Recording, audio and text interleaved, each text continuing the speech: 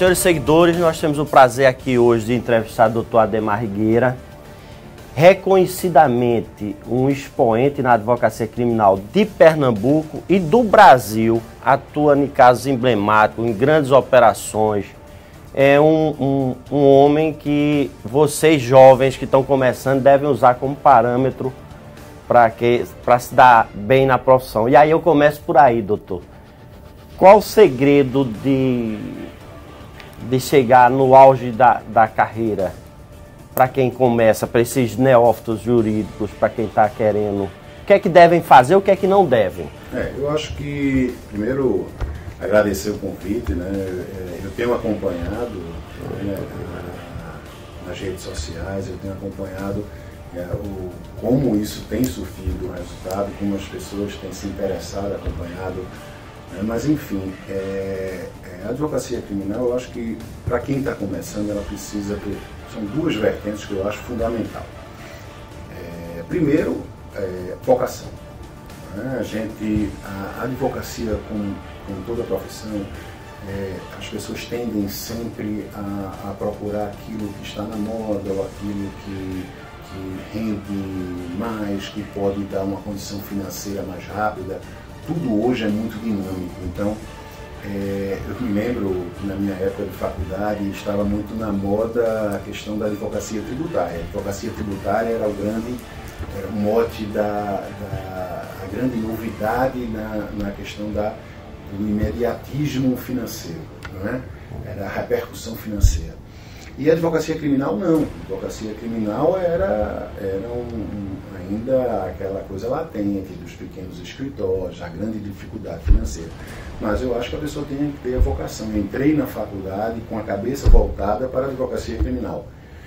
Eu cheguei a atrasar, não porque não precisou atrasar, mas eu retardei, eu deixei de acompanhar a minha turma na cadeira de Direito Penal, porque eu escolhi um professor da turma anterior, porque eu acreditava que era um professor melhor para a minha carreira. Então, assim, eu sempre fui voltado, porque isso era a minha vocação. Né? E eu acho que a pessoa só deve seguir a carreira da advocacia criminal quem tiver efetivamente a vocação para isso.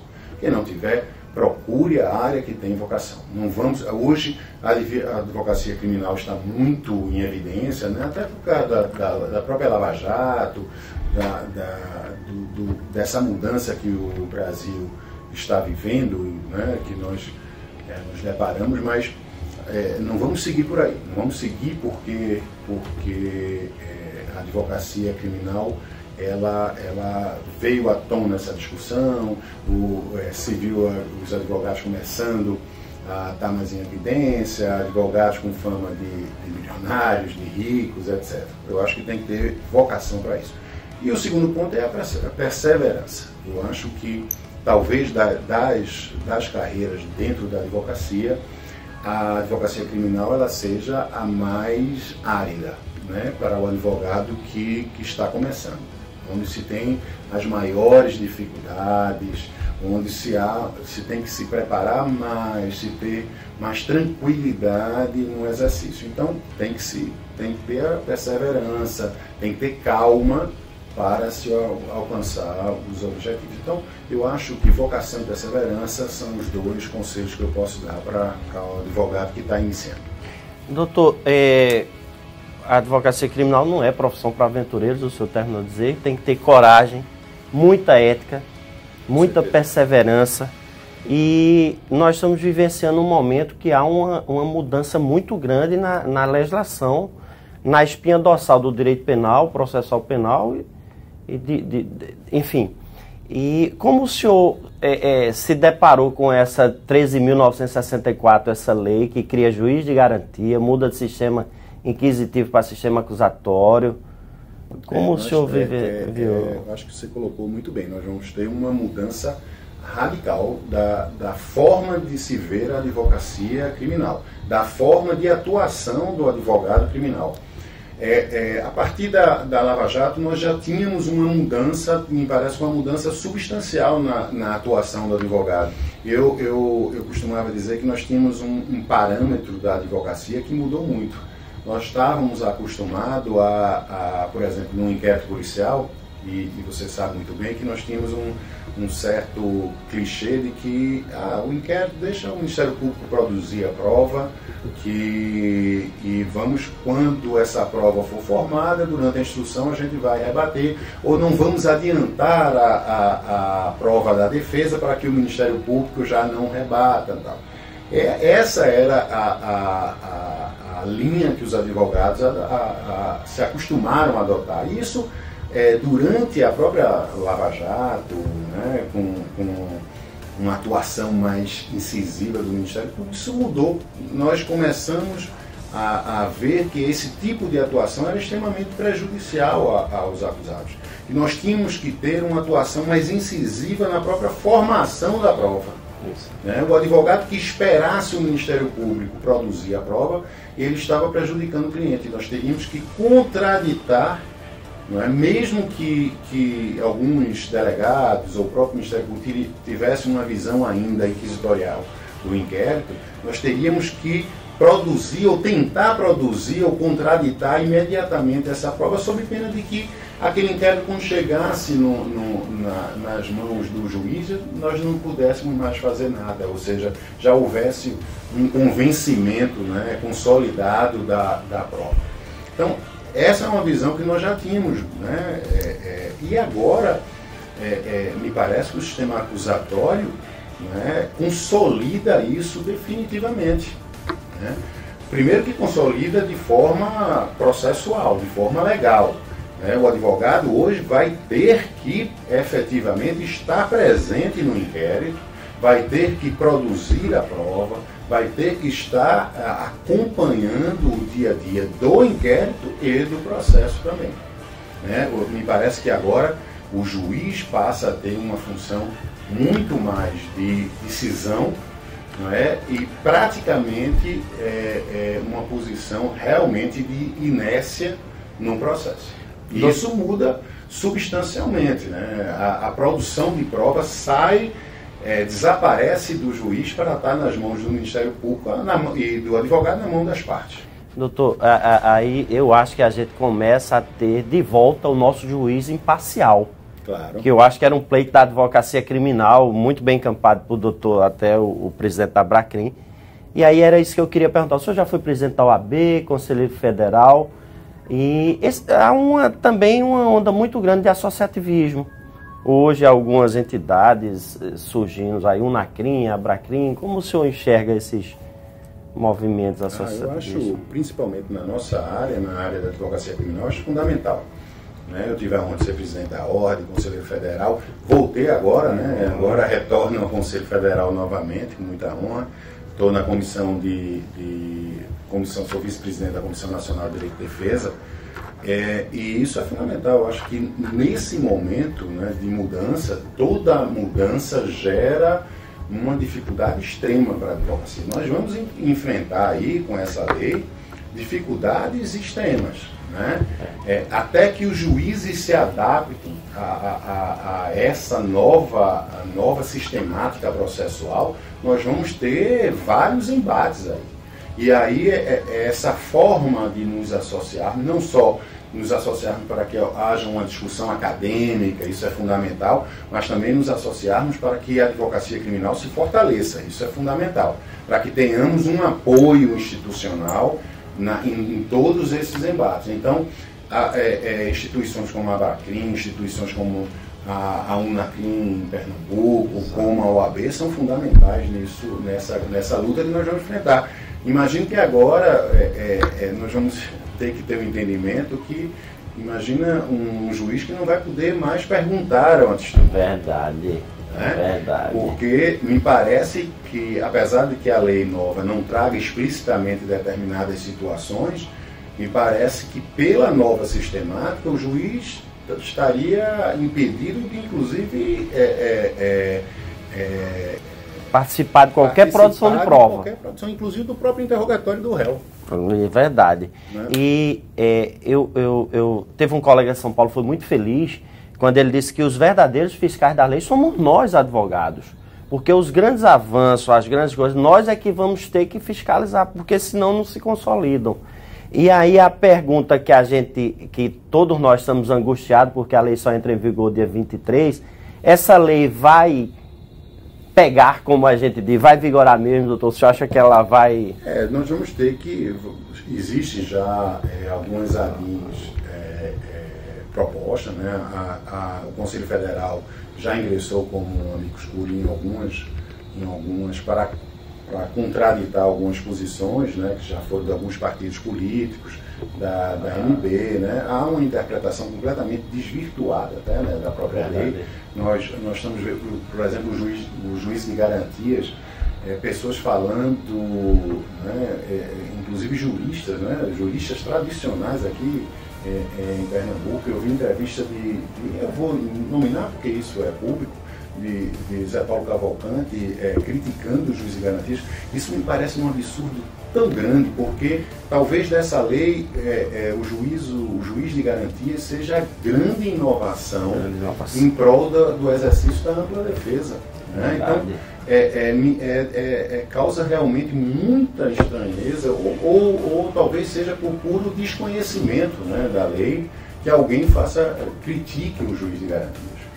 Nós vamos ter algumas dificuldades de implantação, tanto que a OAB, o Conselho Federal, já está favorável até à prorrogação da implantação do período da vacatio legis, principalmente em relação ao juízo de garantias. Porque nós temos a dificuldade daquela comarca que só tem um juiz. Como é que nós vamos estabelecer quem será o juiz de garantias naquela comarca de juízo único?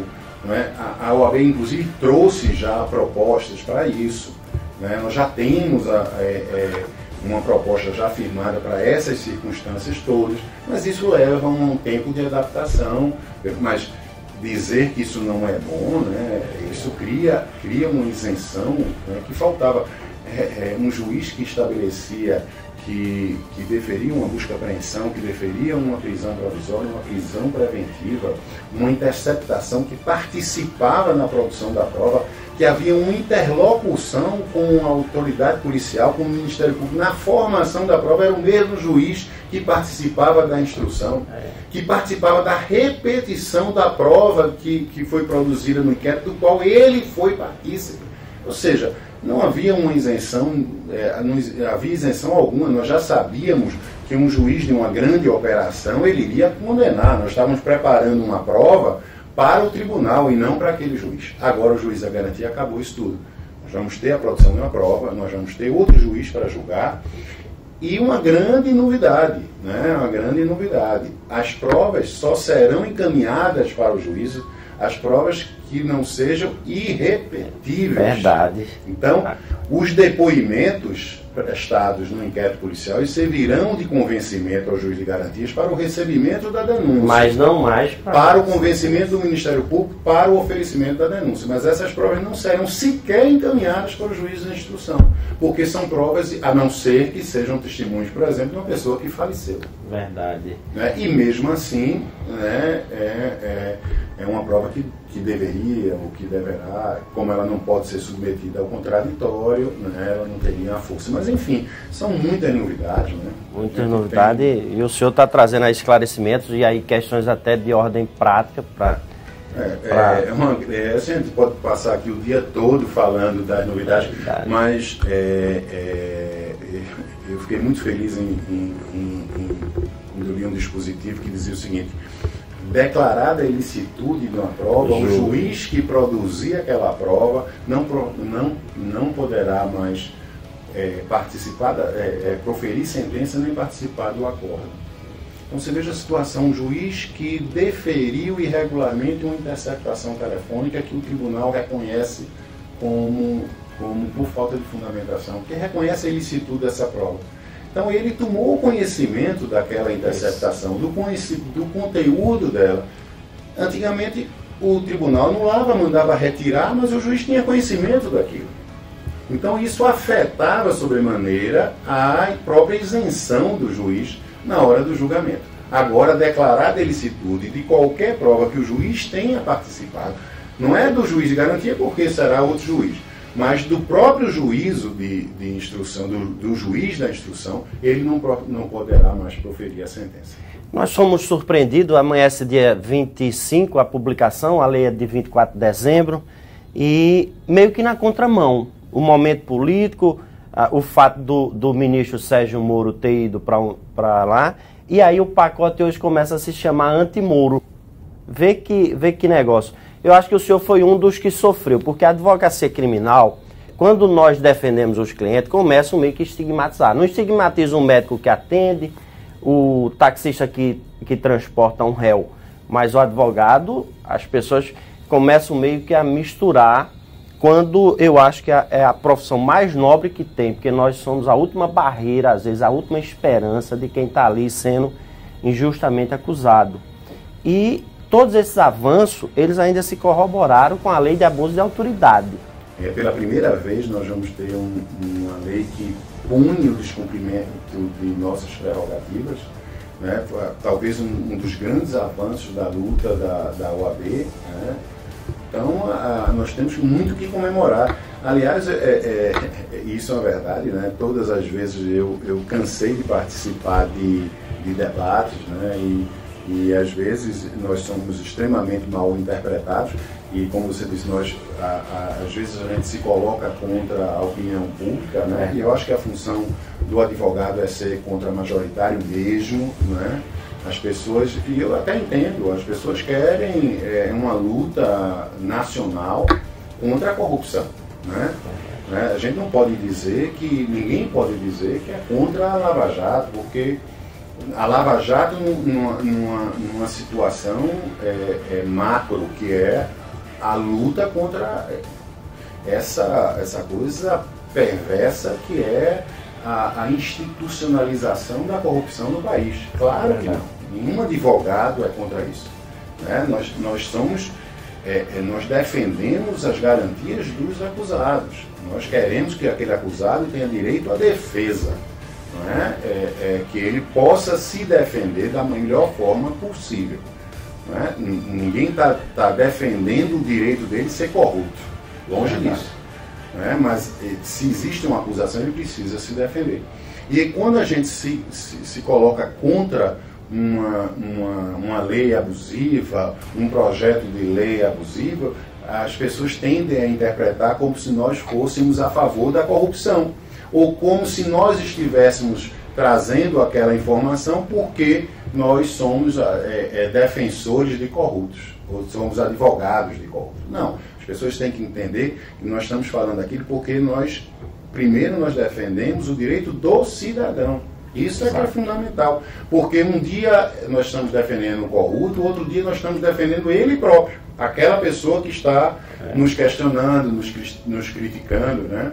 Então, às vezes a gente fala, a questão da condenação em segunda instância, por exemplo, eu já tive vários debates com amigos, assim, em mesa de bar, em restaurantes, eu digo, mas uma situação com você... Com seu filho? Né, você é empresário, você pode ter uma acusação, às vezes, e todo empresário está sujeito a isso, de um crime contra a ordem tributária, onde há uma discussão daquela penalidade que está sendo aplicada a você, daquele auto de infração que redunda num processo criminal, que você termina sendo condenado, isso vai aqui ao Tribunal de Justiça de Pernambuco, você,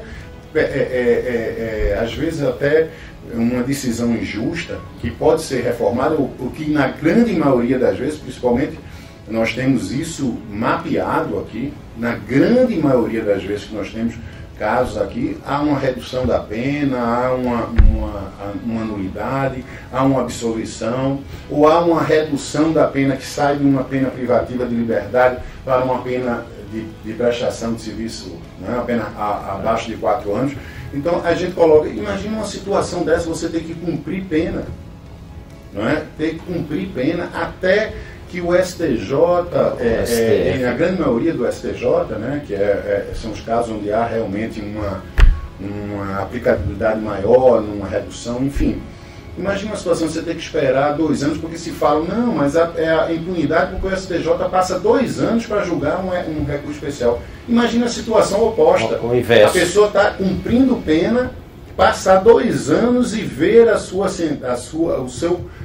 decisão aqui reformada, e esses 2 anos que a pessoa passou condenado, quem é que vai restabelecer, quem é que vai ressarcir? Isso é impossível, esse ressarcimento é impossível de acontecer. Então as pessoas têm que compreender, não é só... e no Brasil se criou essa dicotomia, né? Essa coisa de Lula, de Bolsonaro. Então as pessoas tendem sempre a dizer que querem a prisão em segunda instância porque quer que Lula continue preso. Se estigmatizou essa discussão, né, que ficou muito ruim. O Supremo contribuiu com isso, a trazer essa discussão no caso concreto, que era o caso de Lula. Mas enfim, voltando ao assunto, o advogado tem sempre a ter essa pecha, mas a gente luta, né, com o direito do cidadão. E esse pacote anticrime de Moro terminou sendo muito bom para o cidadão, né, para o processo penal brasileiro. Não é? Essa luta que nós tivemos contra esse pacote anticrime, que era muito ruim, o pacote de Moro era muito ruim, e terminou sendo um pacote que no conjunto ele traz, me parece, em alguns pontos, inconstitucionalidades insanáveis, né? Mas no conjunto me parece que foi um pacote muito bom, né, para o processo penal brasileiro. Verdade. Doutor Adhemar, o senhor teve, eu diria até o prazer, que nós criminalistas, quando atuamos em processos grandes, é prazeroso. O prazer de atuar na Lava Jato, em vários processos. Eu acho que de Pernambuco o senhor é o advogado que mais atuou. E os bastidores, muita dificuldade, muita dificuldade de prova, juiz divulgando áudio, ali foi, juiz conversando com o MP. Tivemos muitas dificuldades. O que se fala da condução do processo do juiz Sérgio Moro, na verdade, era o que ocorria, né? Nós tivemos muitas dificuldades iniciais com os processos de delação, de colaboração, dificuldade de acesso aos vídeos das colaborações, coisas que os tribunais foram remediando ao longo do tempo, mas no início isso foi muito tumultuado, né? Nós tínhamos processos que a sala tinha 15 advogados, 20 advogados, né? Uma relação muito ríspida entre os advogados e o juiz Sérgio Moro, dificuldades extremas na condução, enfim, tudo que se fala realmente ocorreu com uma dificuldade ainda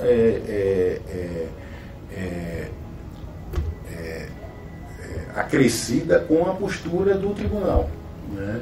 A Lava Jato teve umas situações assim que contribuíram para tudo que aconteceu. Nós tínhamos um juiz Sérgio Moro prevento para praticamente tudo.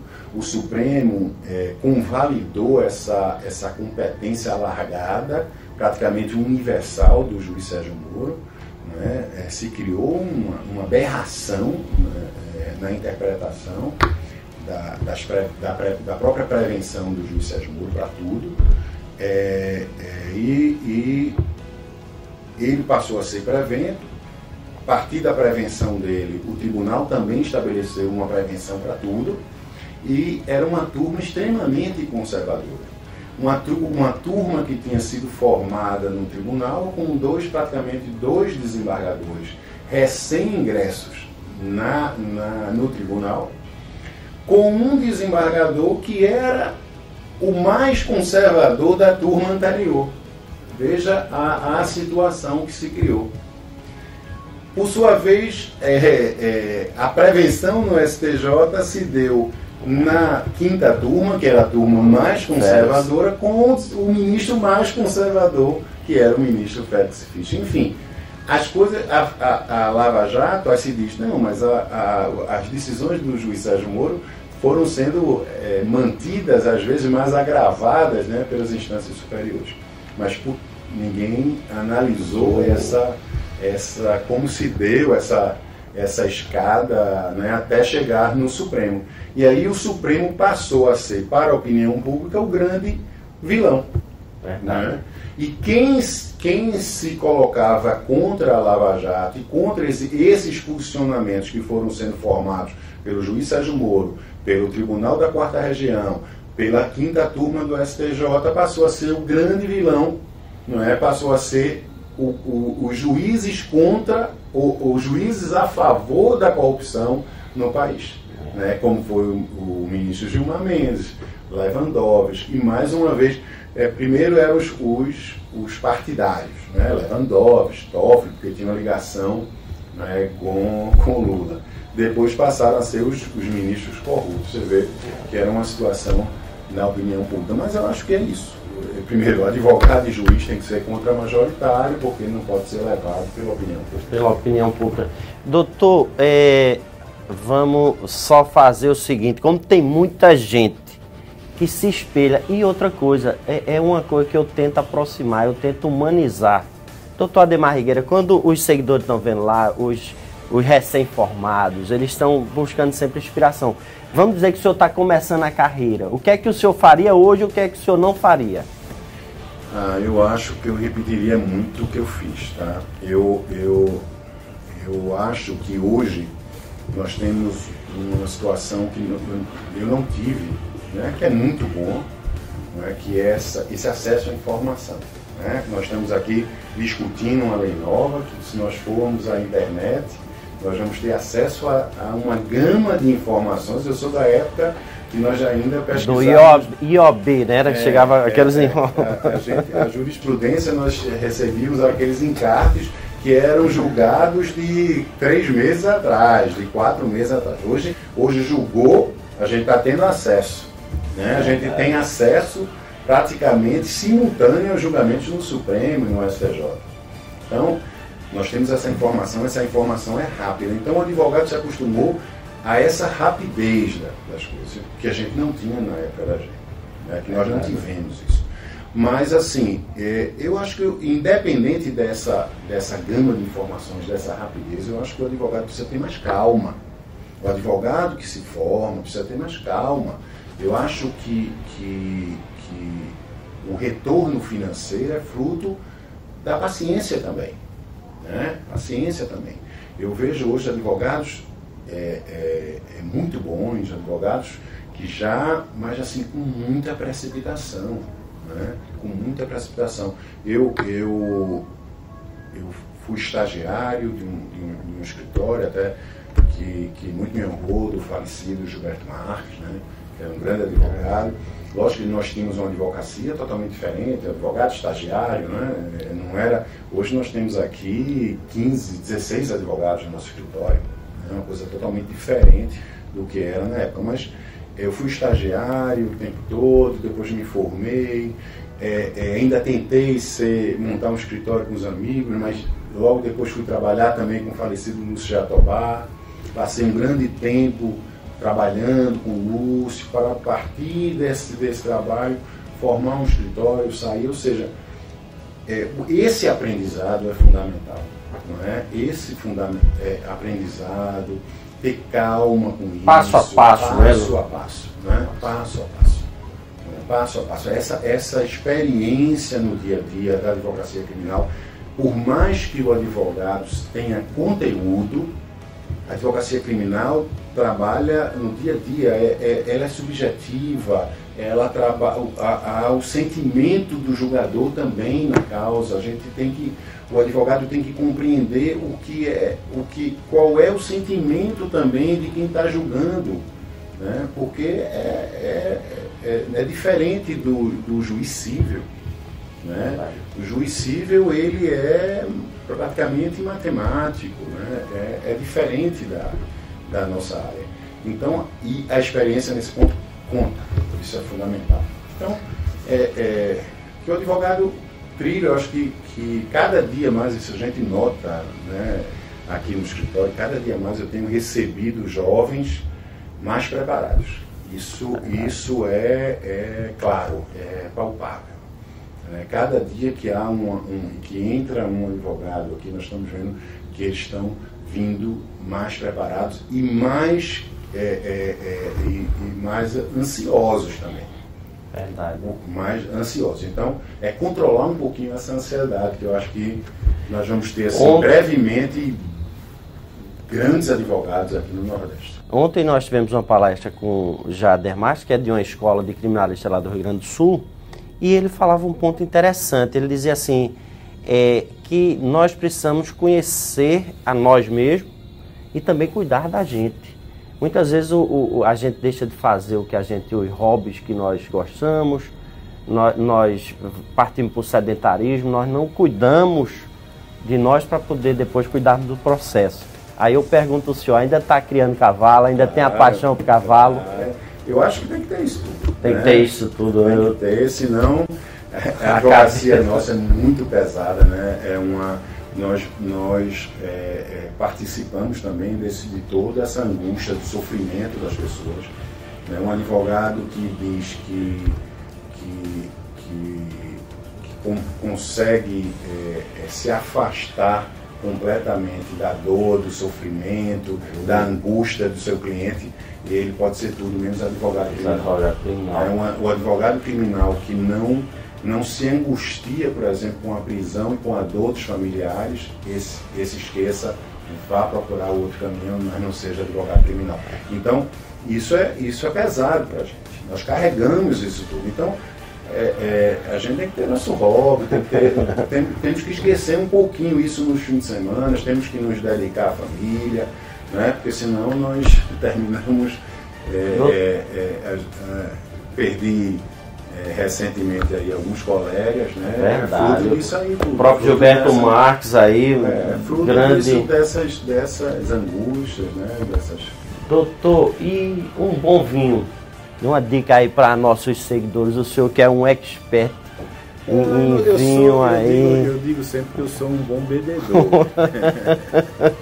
Que é a melhor parte. Eu não sou um bom entendedor, eu sou um bom bebedor. Vinho hoje, eu acho que a gente se navegar aí por...